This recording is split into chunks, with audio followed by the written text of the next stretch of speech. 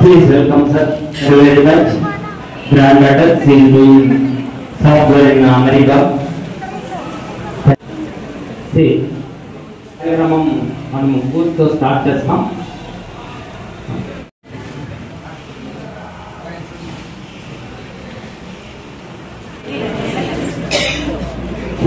Bus కూడా దానిపై sticker Chittoor studio పని ఉంటుంది. బస్సు కూడా చిత్తూరు స్టూడియో బస్సే.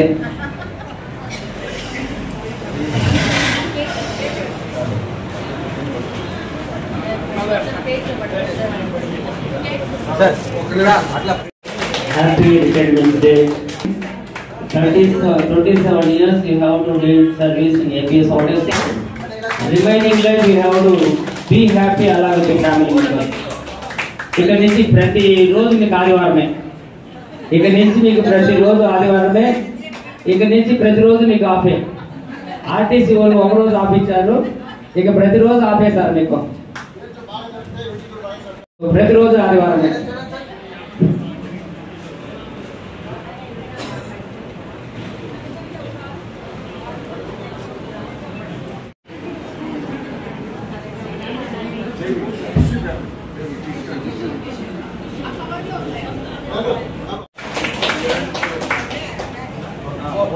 ఒకసారి ఇలా చూడండి సార్. ఓకే సార్, ఇక్కడ చూడండి సార్. ఇంకోసారి తీసుకోండి.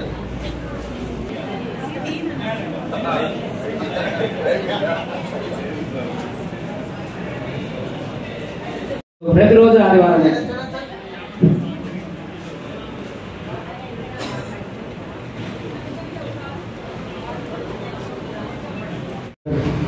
ఉద్యోగం అనేది తప్పనిసరిగా ఉంటుంది. అతను 4 ఏళ్ల ముందే రిటైర్ కావాల్సిన వాళ్ళు 4 ఏళ్ళు బోనస్గా వచ్చింది కాబట్టి ఇప్పుడు రిటైర్డ్ అవుతున్నారు.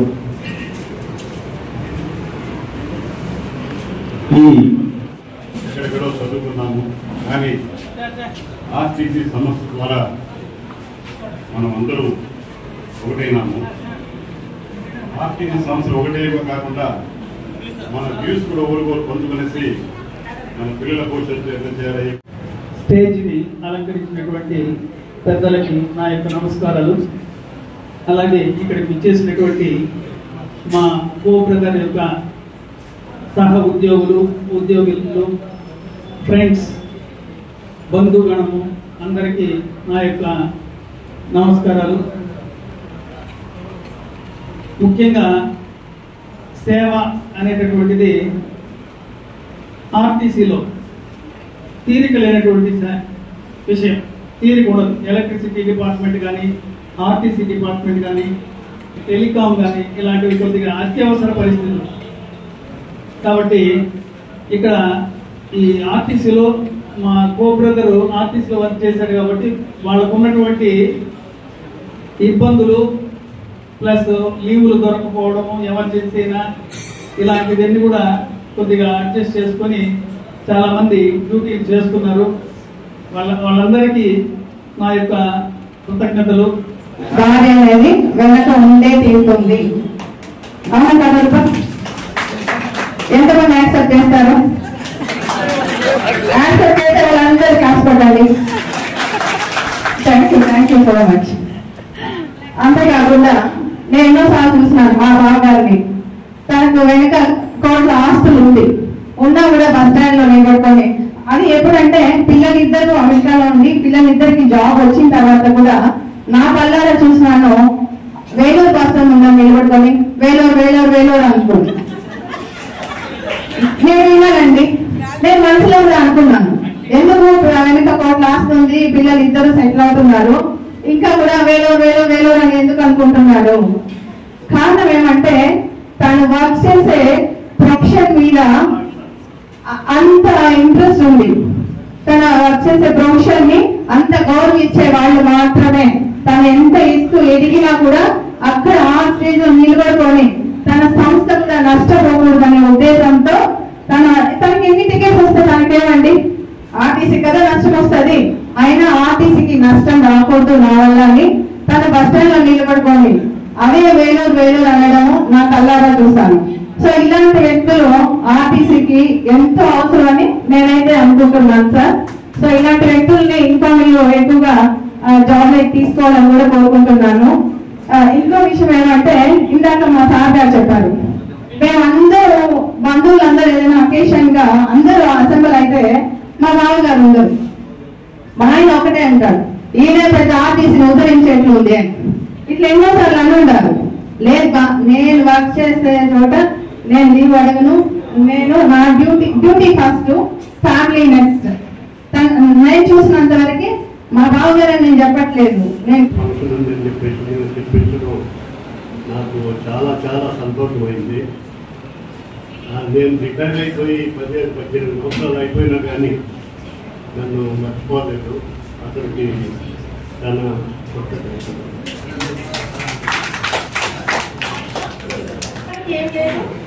వేణుమామ అంటే తండ్రి తర్వాత తండ్రి లాంటి వారని మనం మాటల్లో వినిస్తాం, కానీ మేము చెడ్డల్లో చూసాము. ఇంటికి ఒక బేస్మెంట్ ఎంత అవసరమో మా మామయ్య మాకు అంత బేస్మెంట్ లో ఉంటాడు. మేము ఎక్కడో ఉండి అంత హ్యాపీగా ఉద్యోగం చేసుకుంటున్నామంటే కాదు, మా నాన్నకి మా మామయ్య ఇక్కడ తీసుకుంటున్నారు. మామ బేస్మెంట్ లో ఉంటే 4 పిల్లర్స్ లాగా ఇంకా 3 మామలు మా అన్న వాళ్ళు ఉన్నారు. సో ఎందుకంటే చెప్పడానికి ఏం లేదు, వాళ్ళు ఎంత ఇంపార్టెంట్ రోల్ ప్లే చేశారు మా లైఫ్ లో. ఈరోజు మేము ఈ స్టేజ్ లో ఉన్నాము అంటే, సో రిటైర్మెంట్ లైఫ్ మా మామ చక్కగా హ్యాపీగా ఎంజాయ్ చేయాలి, పీస్ఫుల్ గా ఉండాలి అని కోరుకుంటున్నాను. అంతే అండి. Thank you. మరియు మా కొడుకు బంధువు జీకే నాయుడు గారికి మా రూపా గారు చెప్పినారు, ఎంతసేపు జీకే నాయుడు అంటారు, జీకే నాయుడు అంటారు, మా రూపా అని చెప్పలేదని అంటారు. రూపా గారికి కూడా ధన్యవాదాలు తెలుపుకుంటూ, ఏమంటే నేను కండక్టర్గా పనిచేస్తున్నాను. ఆ కండక్టర్గా ఎంత కష్టం అనేది ప్రతి ఒక్కరికి తెలుస్తుంది. ఈరోజు మా భార్యలో మాకన్నా ముందు 1 గంట ముందు నిద్ర లేచి అన్ని సౌకర్యాలు చేస్తేనే మేము సౌకర్యంగా పోయి ఉద్యోగం చేసి ఇంటికి రాగలం. కానీ నువ్వు చేసే ఉద్యోగానికి, కండక్టర్ ఉద్యోగానికి, పోయి ఉద్యోగానికి మేమంతా సేవలు చేయాలని వాళ్ళు కూడా ఉంటారు. ఇప్పుడు మీ అమ్మాయికి నువ్వు ఇవ్వాలి.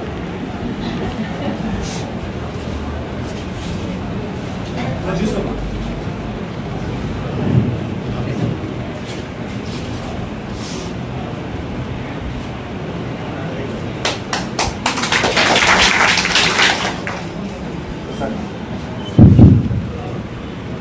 అందరికీ నమస్కారం. నేను ఈరోజు ఏమో మాట్లాడాలని నేను ప్రిపేర్ అవ్వలేదు. సో బట్ ఈ ఆపర్చునిటీ మిస్ కాకూడదు, నేను కూడా ఏదో ఒకటి నా తరఫున మాట్లాడాలి, మా ఫాదర్ చేసిన కృషికి అని మాట్లాడుతున్నాను. ఇలా తప్పులు ఉంటే క్షమించండి. సో నాకు ఇంకో తెలిసినప్పటి నుంచి మా డాడీ కండక్టర్గానే పనిచేస్తున్నారు. రాత్రి పగలు డే డ్యూటీ, నైట్ డ్యూటీ తేడా లేకుండా, పండగ ఫంక్షన్ లేకుండా ఎప్పుడు డ్యూటీలోనే ఉండేవారు. అలా అని ఎప్పుడు మా చదువు కానీ దేని నిర్లక్ష్యం చేయలేదు. మాకు ఎగ్జామ్స్ ఎప్పుడో కలుపుకొని మేము దూరంగా చదువుకుంటున్నా కూడా టైంకి లేస్తున్నామా లేదా అని ఆయన 5 o'clock అలారం పెట్టుకొని మాకు ఫోన్ చేసి మమ్మల్ని లేపి ఏది కూడా మిస్ చేయకుండా ఆయన పడ్డ కష్టం మాకు తెలియకూడదు అని మమ్మల్ని మంచి మార్గంలో నడిపించి చాలా ప్రైవేట్ చేశారు. మా డాడీ బయట నుండి మా ఫ్యామిలీ నడిపిస్తే మా మమ్మీ ఇంట్లో ఉండి ఫ్యామిలీ నడిపించారు. మాకు ఏ ఫంక్షన్ ఉన్నా, యాన్యువల్ ఫంక్షన్ కానీ, పేరెంట్స్ టీచర్స్ మీటింగ్ కానీ, మా డాడీ అందుబాటులో లేకపోయినా కూడా ఇప్పుడు మా మమ్మీ ఏది మిస్ చేయకుండా మాకు అన్నీ చేస్తారు. బర్త్డే ఫంక్షన్స్ కానీ, పండుగలకి బట్టల షాపింగ్ కానీ, దేనికి కూడా మా డాడీ దగ్గర లేకుండా మా మమ్మీ కూర్చొని ఇద్దరు కలిసి మమ్మల్ని దూరం తీసుకొచ్చారు. ఇంకా పై వాళ్ళ రెస్ట్ ఆఫ్ దర్ లైఫ్ని చాలా హ్యాపీగా రిలాక్స్గా గడపాలని కోరుకుంటున్నాను. Thank you. మా ఆయన ఫస్ట్ కండక్టర్ ఉద్యోగం చేయడానికి ఇష్టపడలేదు, కానీ నా ప్రోత్సాహంతో జాయిన్ అయ్యి ఈరోజు 27 ఏళ్ళు ఉద్యోగం చేసి హ్యాపీగా రిటైర్ అవుతున్నారంటే దానికి చాలా సంతోషంగా ఉంది. నాకు ఆయన ఆరోగ్యంగా ఉండాలని, చాలా సంతోషంగా ఉండాలని కోరుకుంటున్నాను.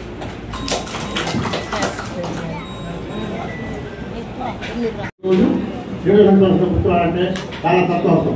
ఎందుకంటే ఆయన కన్నా ఒక బాధపడతా ఉంది. కరెక్టే. అధ్యక్షత వహించినటువంటి డిఆర్ నాయుడు గారు, అదేవిధంగా వేదికను అలంకరించినటువంటి పెద్దలు, ఈరోజు సన్మాన గ్రహీతలు ఎవరైతే ఉన్నారో, ఈరోజు రిటైర్మెంట్ అవుతున్నారో గడ్డం కృష్ణ నాయుడు గారు, వాళ్ళ సతీమణి, వాళ్ళందరికీ కూడా చిత్తూరు టూడిపో కార్మికులందరి తరఫున కూడా ప్రత్యేకమైనటువంటి ధన్యవాదాలు, శుభాకాంక్షలు తెలియజేసుకుంటూ ధన్యవాదాలు. నేను ఆర్టీసీ ఉద్యోగం వచ్చినప్పుడు మా తండ్రి గారు 10 మందికి చెప్పి ఆపేయాలని ప్రయత్నం చేశాడు. ఎందుకంటే కూలీలకు మనం 500 ఇస్తున్నాము, 1200 జీతానికి అక్కడికి ఎందుకు పోతామన్నాడు. ఒక నెలకు కూలీలకు 500 ఇస్తున్నాము, మండలంలోనే పెద్ద వ్యవసాయదారుడిగా ఉన్నాము, నాకు తక్కువ బయట ఎక్కడైనా మీ అబ్బాయి ఏం చేస్తూ ఉన్నాడు అంటే చెప్పుకోవాలంటే నాకు తక్కువ, ఆ ఉద్యోగానికి పోవద్దు అన్నాడు. కానీ అక్కడ ఎన్ని ఎకరాలున్నా, ఎంత వ్యవసాయం చేసినా, అందులో ఎంత ఆదాయం వచ్చినా సుఖం ఉండదు, సుఖమే ఉండదు. డే అండ్ నైట్ కష్టపడి చెమటదా మనకు మిగులుతుంది. అదే చిన్న ఉద్యోగమైన దాంట్లో ఉన్న ఆనందం ఎక్కడా ఉండదు. నేను ఉద్యోగాన్ని ఫ్యామిలీ కన్నా ఫస్ట్ ప్రయారిటీ ఉద్యోగానికే ఇస్తాను నేను. ఎందుకంటే ఫస్ట్ ఉద్యోగంలో మనం రాణిస్తేనే మన ఫ్యామిలీ రాణిస్తుంది సమాజంలో. అందుకని ఫస్ట్ ఎప్పుడైనా ఆగిపోయిందని మిడ్ నైట్లో ఫోన్ చేసినప్పుడు కూడా అప్పటికప్పుడే లేచి డ్యూటీకి వెళ్ళాను చాలా పర్యాయం. ఒక నమ్మకం, ఈ బస్సు ఆగిపోయిందా, చికెన్ ఆయన పిలిచి ఈ బస్సు నడుస్తుందని సూపర్వైజర్కి ఒక 100% నమ్మకం. ఈ ఫోన్ చేసినామంటే మనకి తప్పకుండా ఏ బండి నడుస్తారని ఒక నమ్మకం వాళ్ళకి, అంత కాన్ఫిడెన్స్ మన పైన. కానీ ఆర్టీసీని నేను ద్రోహము లేకుండా చాలా సహృదయంతో ఉద్యోగాన్ని అంకిత భావంతో నిర్వర్తించినందువలన ఆ దేవుడు నా పిల్లలకు మంచి భవిష్యత్తు ఇచ్చినాడు. చాలా ఆనందంగా ఉంది. నా ఉద్యోగం చేసిన దానికన్నా పిల్లలు ఇప్పుడున్న స్టేజ్ కలుసుకుంటే నాకు చాలా ఆనందంగా ఉంది. ఈ దేవుడిచ్చిన నాకు సహాయం నేను ఎప్పటికీ మరిచిపోలేను. ఇంకా కొంచెం మాట్లాడచ్చు, కానీ సమయం చాలా అతీతం అయిపోయింది. అందరికీ ఆకలి ఎక్కువగా ఉంది, ఇంకా మాట్లాడేది ఉన్నారు, ప్లస్ సన్మాన కార్యక్రమాలు ఉన్నాయి. కాబట్టి నేను కొంచెం ముగిస్తున్నాను. నా పిలుపు మన్నించి విచ్చేసిన అందరికీ పేరు పేరున ప్రత్యేక ధన్యవాదములు.